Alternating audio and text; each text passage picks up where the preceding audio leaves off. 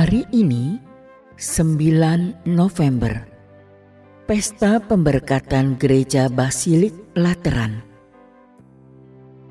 Hari ini kita merayakan Pesta Pemberkatan Gereja Basilik Lateran.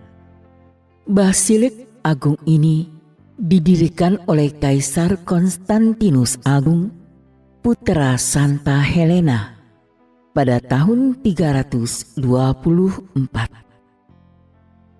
Dalam konteks sejarah gereja Kristen, basilik ini merupakan basilik agung yang pertama yang melambangkan kemerdekaan dan perdamaian di dalam gereja setelah 3 abad lebih berada di dalam kancah penghambatan dan penganiayaan kaisar-kaisar Romawi yang kafir. Pemberkatannya yang kita peringati pada hari ini merupakan peringatan akan kemerdekaan dan perdamaian itu. Memang, sejak zaman para rasul, sudah ada tempat-tempat berkumpul untuk merayakan Ekaristi serta mendengarkan firman Tuhan.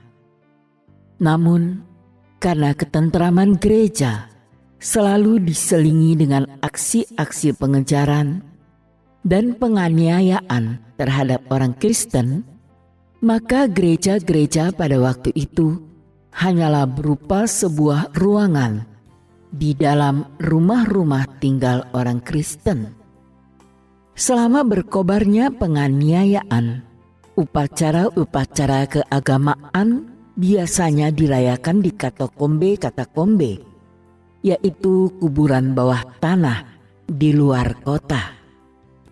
Ketika Kaisar Konstantinus bertobat dan mengumumkan Edik Milano pada tahun 303, ia memusatkan perhatiannya pada pembangunan gereja-gereja yang indah.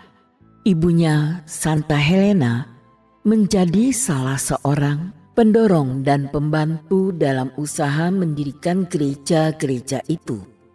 Gereja pertama yang dibangun ialah Basilik Agung Penebus Maha Kudus di Lateran.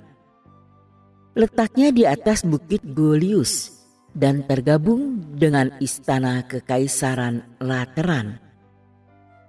Gereja ini diberkati dengan suatu upacara agung dan meriah oleh Sri Paus Sylvester pertama pada tahun 324.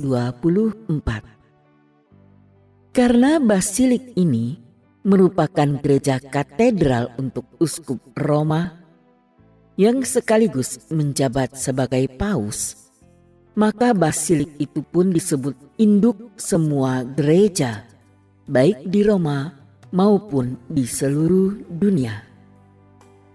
Karena itu juga Basilik Lateran merupakan gereja paroki bagi seluruh umat Katolik dunia.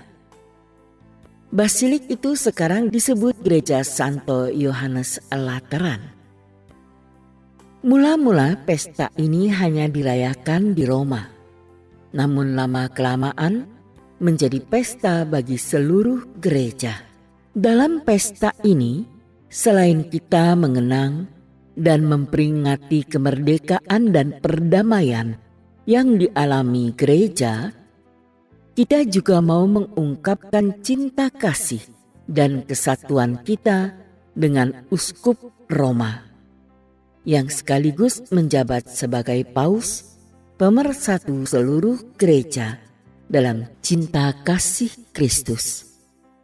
Gereja, tempat kita berkumpul, merupakan tanda dan lambang gereja umat Allah.